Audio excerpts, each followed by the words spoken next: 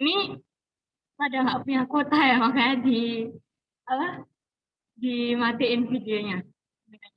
On cam bentar ya, on cam bentar. Aku pengen lihat orangnya. Tapi yang nggak bisa on cam nggak apa-apa. Ada yang bisa on cam nggak? Melihat orang-orangnya ada yang bisa on cam nggak?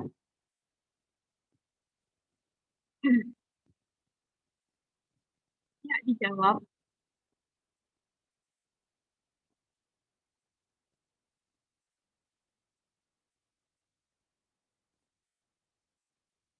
Ini per kelas ada berapa orang? 36, Mbak. 36. Ya. Oke.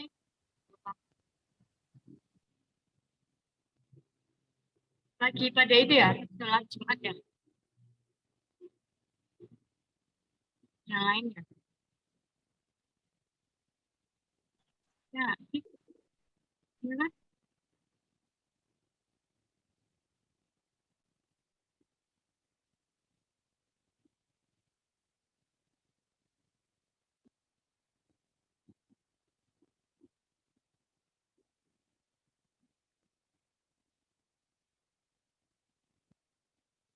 Oke, kita mulai. Jadi hari ini perkenalan dulu. Aku namanya Elsa Dedora. Kalian bisa manggil aku Kak Elsa atau Elsa.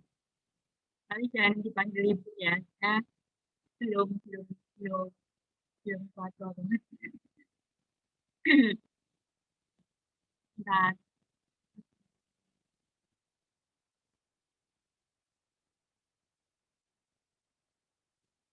Nah, sebelum kita mulai, kita berdoa dulu. Doa mulai.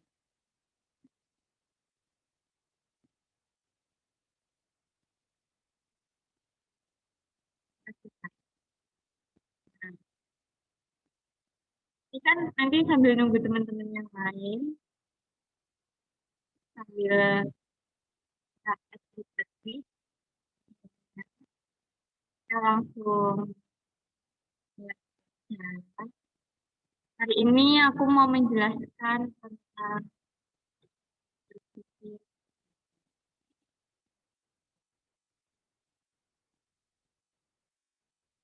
Udah masuk belum?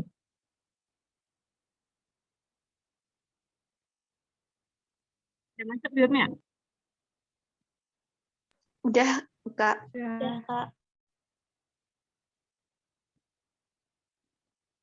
Jadi,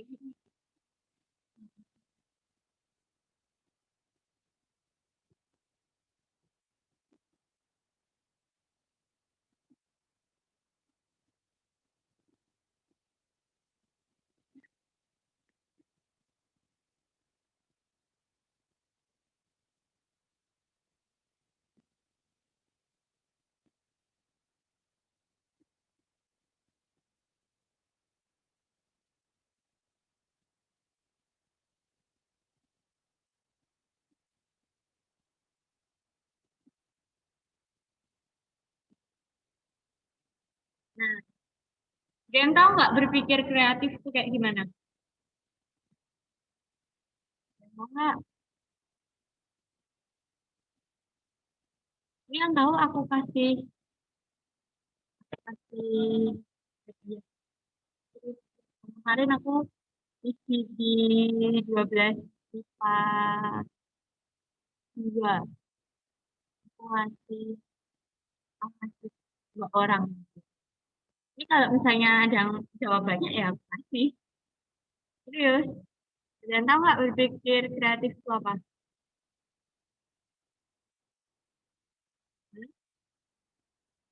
Nah,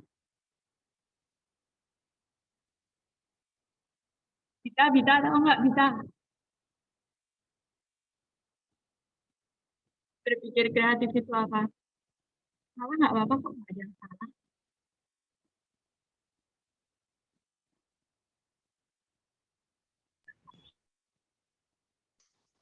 Suara aku Apa?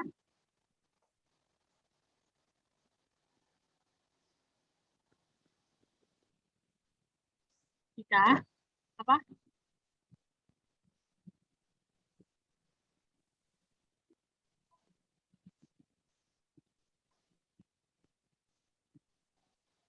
Atau ini deh, apa nih? Enola Febian. Tahu nggak? Berpikir kreatif itu apa? Belum tahu, Kak. Hah? Nggak tahu? Ih, salah nggak apa-apa tahu. Padahal nanti kalau jawab aku kasih hadiah. Kisha Talita ini. Tahu nggak? Berpikir kreatif itu apa?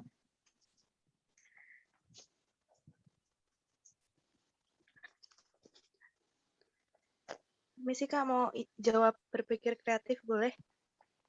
Boleh. Berpikir kreatif tuh cara berpikir yang menemukan hal-hal baru, kayak menemukan hal-hal baru yang sebelumnya tuh belum pernah dipikirin sama orang-orang, terus kita berpikir itu, jadi kayak menghasilkan sesuatu yang baru, Ya. gitu Kak. Tepuk tangan buat Puput. Keren. Nanti ya, nanti kita WA-an. Oke? Oke, lanjut deh. Oke. Nah, kreatif itu sendiri secara umumnya adalah suatu kemampuan yang ada pada individu atau kelompok yang memungkinkan mereka untuk melakukan terobosan atau pendekatan kecerdasan tertentu dalam memecahkan masalah dengan cara yang berbeda.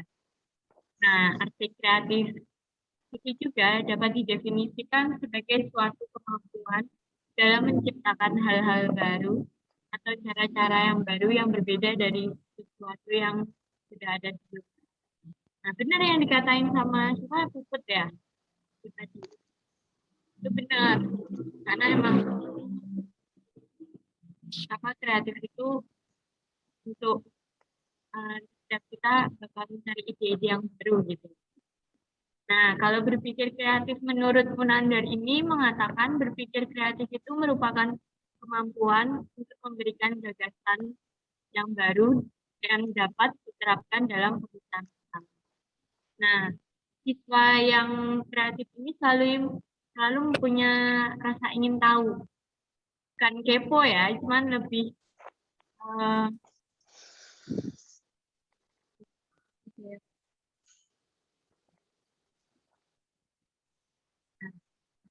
jadi nggak bukan kepo tapi lebih kayak rasa ingin tahunya tuh tinggi.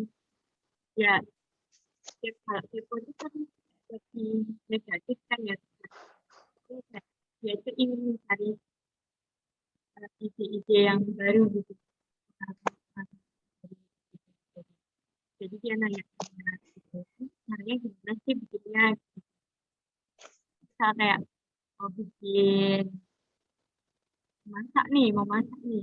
Jadi kita pengen tahu ini bahan-bahannya apa sih yang harus dimasukin dalam masak ini. Jadi dia cari-cari tahu gitu.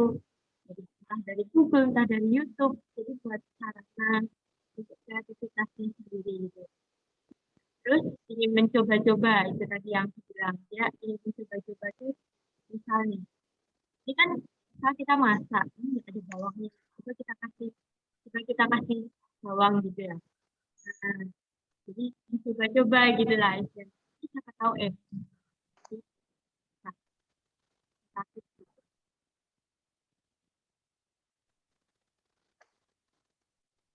Ya. Nah, terus eh, suka berpetualang. Berpetualang itu dia artinya dia suka mencari-cari terus mana suka kemana-mana terus mencari-cari suatu ide yang membuat dia menjadi positif gitu. Sih kira-kira yang bisa bikin idenya itu ada gitu. Nah, terus memiliki banyak ide dan mampu mengelaborasi beberapa pendapat. Mengelaborasi itu kayak dia mendapat pendapat dari teman-teman.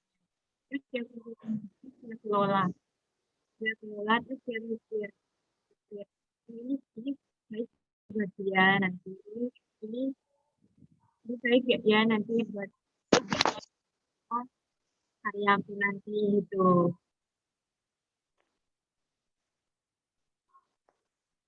Nah, ini pentingnya berpikir kreatif ini ada 4. Sebenarnya banyak, pentingnya berpikir kreatif itu banyak, cuman aku ambilnya 4 aja. Yang pertama, menemukan gagasan, peluang, dan inspirasi baru. Menemukan gagasan, peluang, dan inspirasi baru itu kita menemukan satu ide yang baru, ya inspirasi yang baru. Misal, kamu nih datang ke pameran seni rupa gitu. Kenapa kamu datang ke pameran seni rupa? Karena kamu ingin melihat hal yang baru dan itu buat kamu apa ya, bikin aku buat menjadi lebih kreatif gitu untuk uh, ide kamu selanjutnya. Jadi sebagai inspirasi kamu gitu loh buat gambar, entah lukis, entah apapun, pameran apapun gitu. Nah, terus yang kedua adalah menemukan solusi yang inovatif. Orang yang berpikir kreatif ini bisa menemukan solusi yang kadang tuh bisa di out of the box lah ya gitu ya. Out of the box. Nah, terus yang ketiga menemukan suatu kejadian yang belum pernah dialami. Menemukan suatu kejadian yang belum pernah dialami ini kayak sama sih yang kayak nomor 1 tadi. Ya, misalnya kita tuh sama ini belum pernah nih ke pameran-pameran gitu. Nah, tapi semenjak kita ke pameran-pameran ini, itu kita lebih tahu gitu. Kita menemukan kejadian yang baru gitu. Jadi apa yang dulu belum pernah kita lewati, akhirnya kita menemukan kejadian yang baru dan menjadi inspirasi. Terus yang keempat adalah mengubah keterbatasan yang ada menjadi sebuah keunggulan. Nah, berpikir kreatif itu,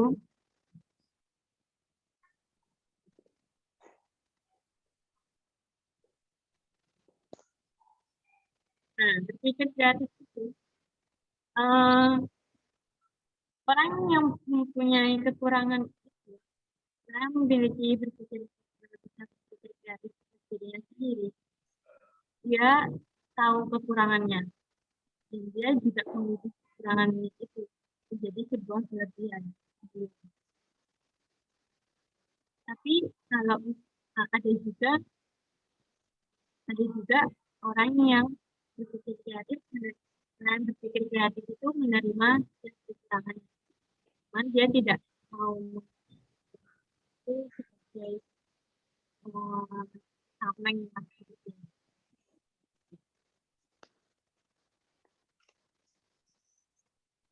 Nah, manfaat berpikir kreatif ini juga banyak. Nah, tapi infonya gini, manfaat berpikir kreatif itu pergaulannya luas, kan? Jadi kemana aja, karena kenapa?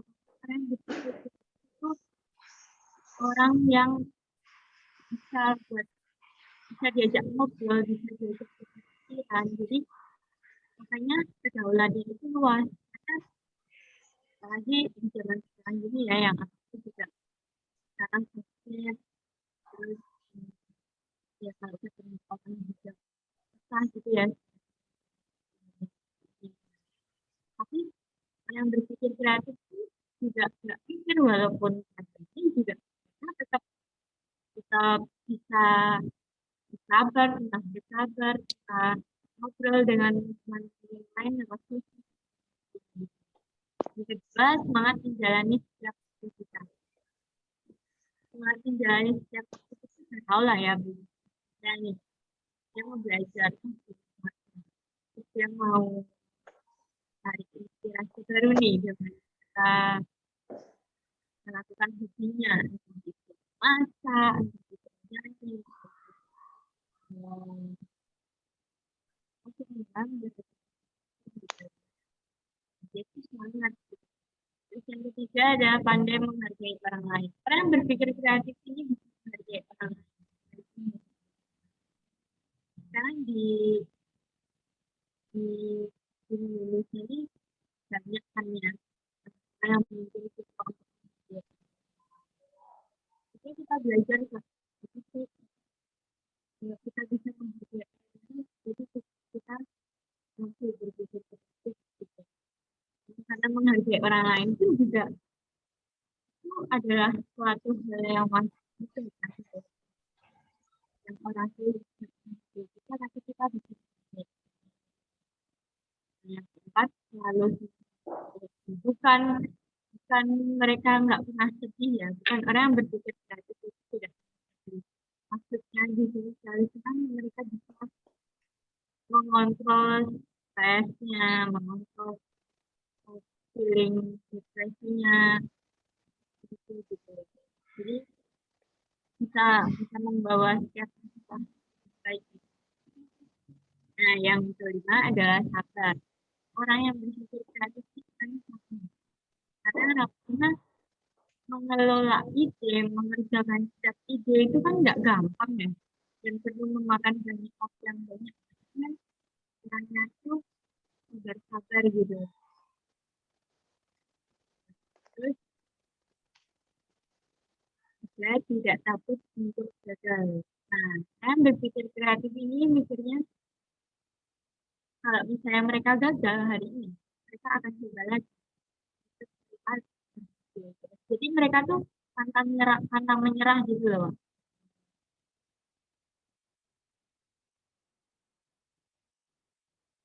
Terus yang terakhir tidak yang terakhir percaya diri. Orang yang berpikir kreatif itu memiliki percaya diri yang tinggi dan harga diri mereka itu juga tinggi. Ketika kita eh, memiliki percaya diri yang tinggi, self esteem itu harga diri yang tinggi itu membuat mereka mampu berpikir.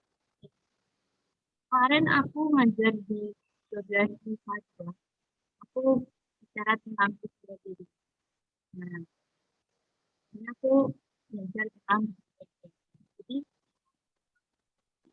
jadi kalau kita percaya diri itu harus seimbang. Tidak bisa tinggi-tinggi banget. Kalau tinggi-tinggi banget kita jatuhnya kan narsistik ya. Nah, jadinya negatif. Jadi percaya dirinya yang seimbang. Tidak rendah, tidak tinggi. Ada pertanyaan sampai sini? Nah, kita lanjut. Karena yang mau nanya nggak? Atau kurang jelas tadi saja?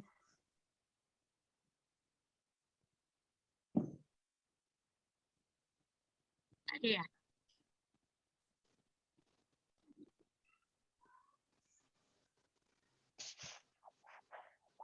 Nah, penghambat berpikir kreatif ini tuh banyak.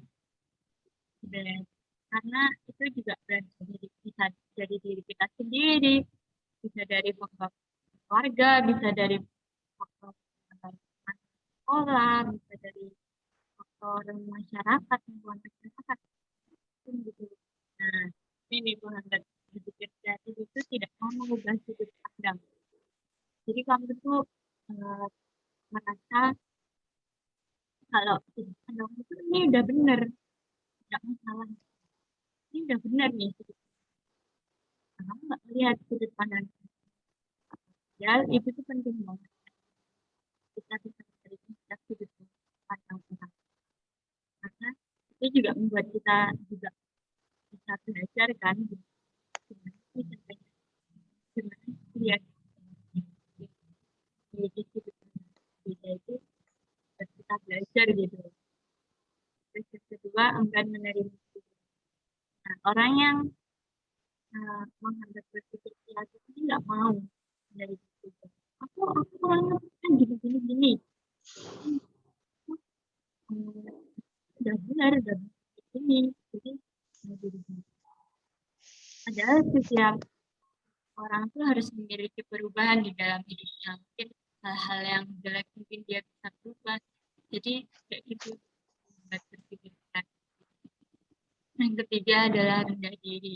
Rendah diri itu seperti kayak aku nggak bisa, udah gampang nyerah lah istilahnya kalau rendah diri. Aku nggak bisa kayak gitu, dia aja nggak mampu sama nggak mampu sama dirinya sendiri, nggak bisa percaya sama dirinya sendiri. Padahal rendah diri itu juga nggak baik, memang memang nggak baik rendah diri.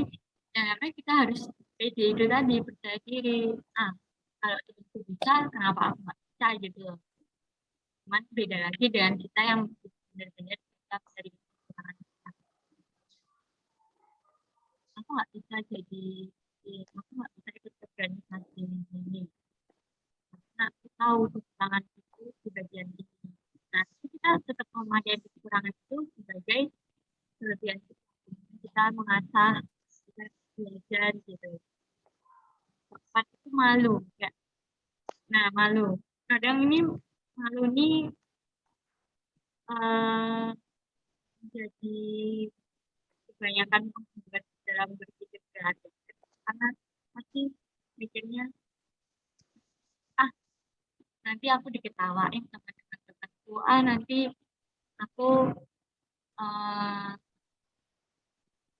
nggak bisa, aku nanti nggak bisa apa, nggak bisa untuk memulai hal yang baru gini, nanti aku diomongin sama temanku. Nah, kayak gitu, itu udah pikirannya tuh udah kemana-mana gitu loh. Apalagi ya kayak gini, ya selanjutnya ini kayak jadi dia merasa nanti teman-temanku pasti nggak suka sama apa yang aku utarakan. Nanti paling teman-temanku gini. Dia udah berpikir negatif padahal nggak kayak gitu. Belum belum dicoba, makanya udah berpikir negatif gitu. Yang terakhir adalah pengalaman yang pernah dilewati dulu. Nah, kenapa orang mengangkat berpikir kreatif ini takut sama pengalaman yang pernah dilewati dulu? Karena mereka ketika gagal mereka nggak mau coba lagi. Mereka maunya dulu aku udah pernah ini tapi gagal. Jadi kalau aku gagal aku nggak mau lah. Jadi aku aku diketawain, aku ntar dijauhin, ntar kita karena ide itu nggak bisa gitu. Jadi menghambat itu. Ada yang mau ditanyakan sebelum selanjutnya? Ada nggak?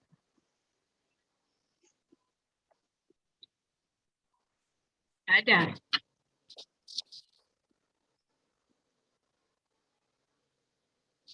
Ada nggak?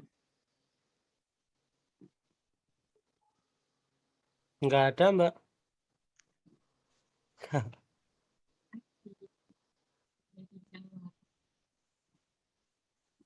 Nah, ini ada 5 keterampilan berkreatif.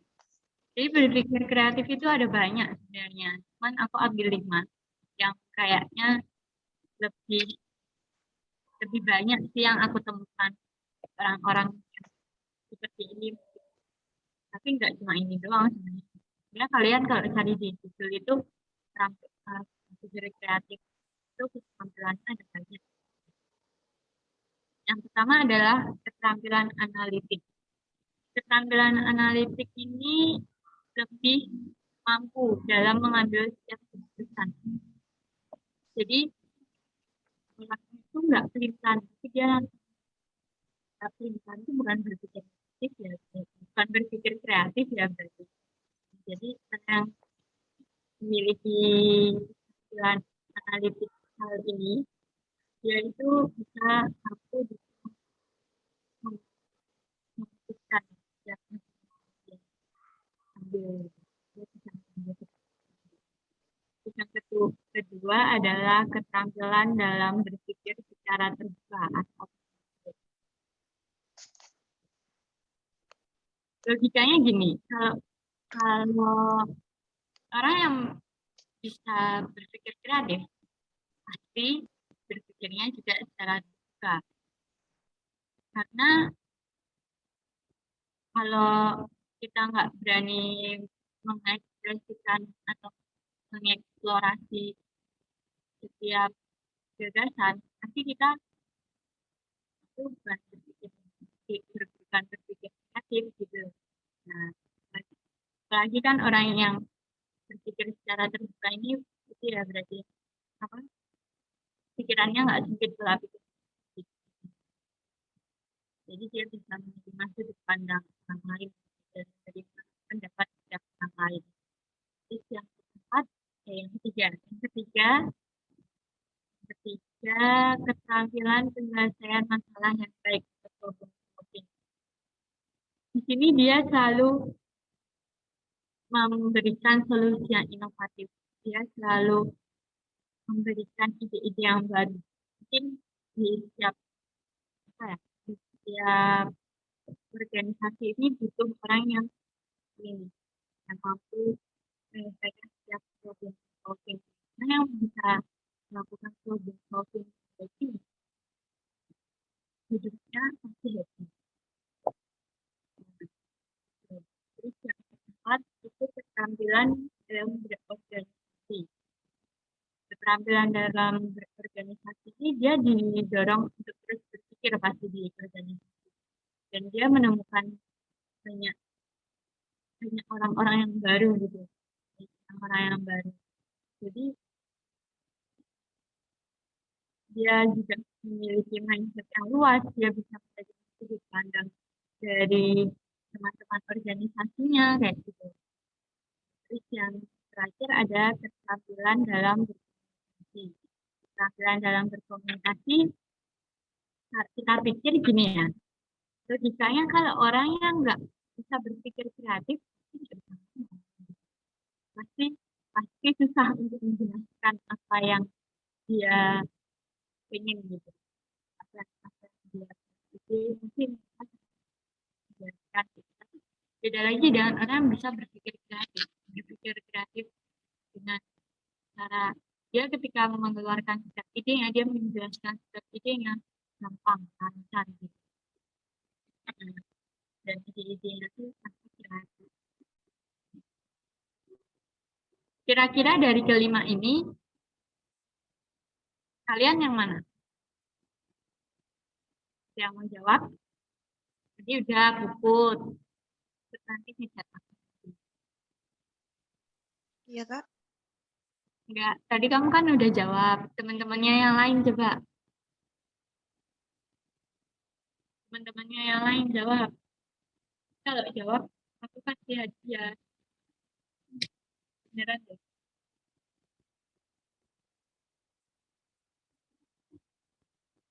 Enggak ada yang bisa jawab.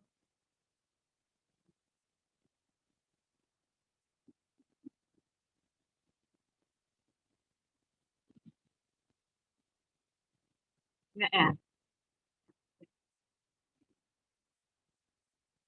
Nah, ini nih, 5 tahap proses kreatif. Ini 5 tahap proses kreatif ini tuh sebenarnya boleh dibikin. Ini buat orang yang tidak percaya fokus di sendiri, jadi ini bisa dipakai buat kalian gitu. Nah, yang pertama adalah persiapan. Tahap persiapan ini sebagai tahap informasi, peningkatan informasi biasanya informasi sama tadi kayak ketika kita ingin melakukan suatu sesuatu kan kita pasti dari Google, dari kita datang ke tempat pameran, kita dari manapun. Nah, persiapan ini tuh penting sebagai menyerap informasi. Terus yang kedua adalah inkubasi.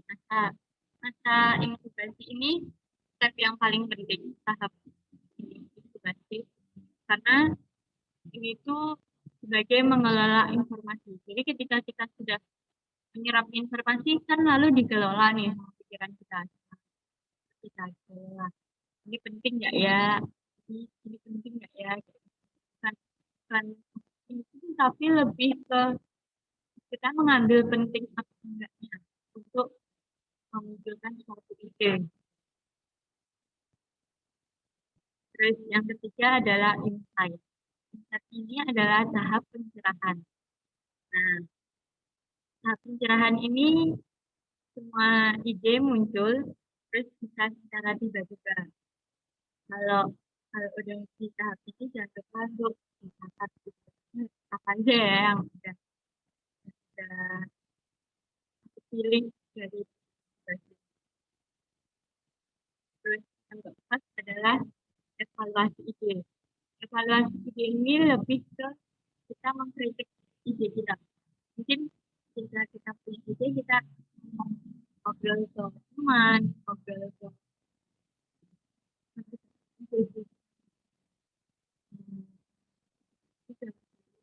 gimana menurut ide kayak gini. Nah, jadi kita mencari jalan. Terus kita bisa mengkritik ide kita sendiri. Jadi, ini kayaknya idenya kurang gini deh. Yang kelima adalah elaborasi. Elaborasi ini tahap pengerjaan. Tahap ini tuh tahap menerima apa kan? Pengerjaan itu pengalaman. Itu ketika kita udah ide, terus kayak menggambar deh. Menggambar itu juga nggak menjadi tidak membutuhkan waktu lama gitu. Dan memakan banyak waktu juga. Mungkin bisa sampai begadang juga gitu loh. Jadi 5 tahap ini tuh boleh gitu.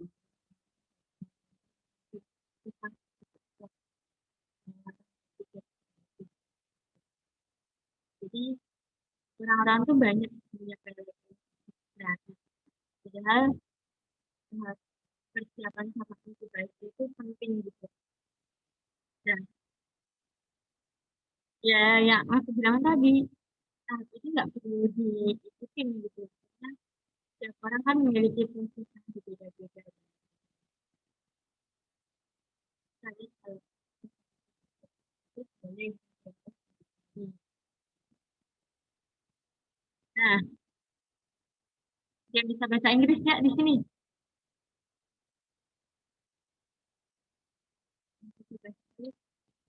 Ada yang bisa bahasa Inggris. Di Kriya Aulia, kamu bisa nggak?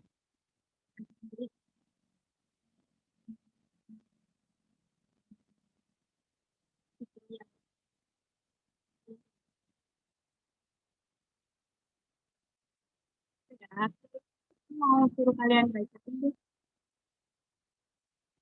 nggak suruh terjemahin tapi suruh baca. Ada yang mau baca nggak?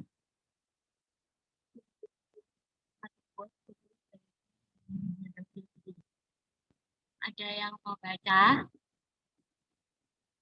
Yang mau baca aku kasih hadiah.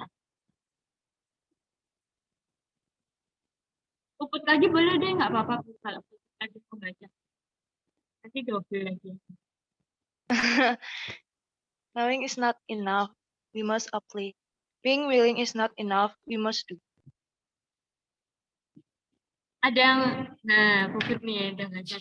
Yang ada yang itu nggak? Ada yang paham nggak arti dari quote Leonardo da Vinci nih? Yang paham nggak? Dari Leonardo da Vinci.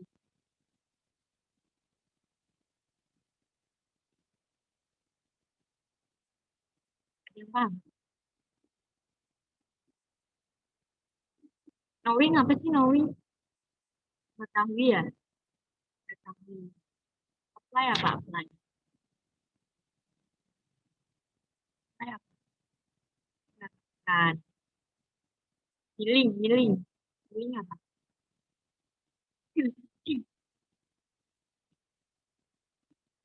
itu ya kalau ini kan. Jadi artinya hasilnya nih, hasilnya. Jadi mengetahui itu nggak cukup, kita harus menerapkannya juga. Dan bersedia juga nggak cukup, kita harus melakukan. Nah, lewat metode juga ini. Jadi tuh aku pas baca ini tuh, oh iya ya, berarti kayak kita tuh nggak harus tahu doang gitu, kita juga harus menerapkan juga. Terus kita nggak cuma belajar doang, kita juga harus melakukan apa yang harus kita lakukan gitu loh. Jadi setiap ide memiliki, ya kita juga harus lakukan gitu. Itu. Terima kasih. Ada pertanyaan nggak?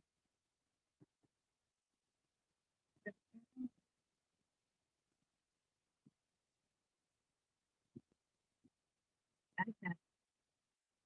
Kok kalian diam sih? Jadi deg-degan kalau kalian diam.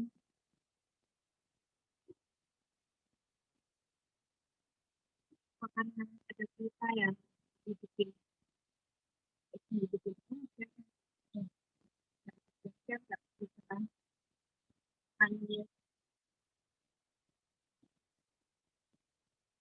janjian dulu. Habis ini aku nanti kirim kirim kirim Google Form ke kalian isi. Ini bisa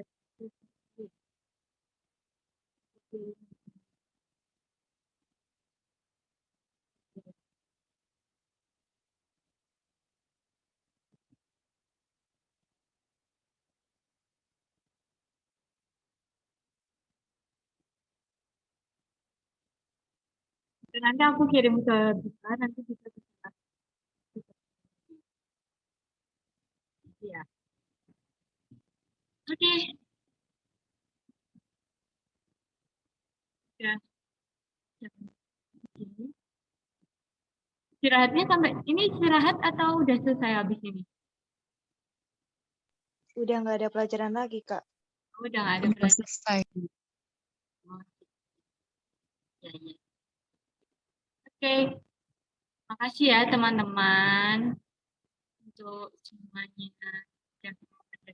Nah, nanti aku kirim Google Formulir, jangan lupa diisi ya teman-teman. Oke, bye. Aku admit ya. Oke, Kak. Terima kasih. Makasih, Kak. Terima kasih, Kak. Makasih, Kak.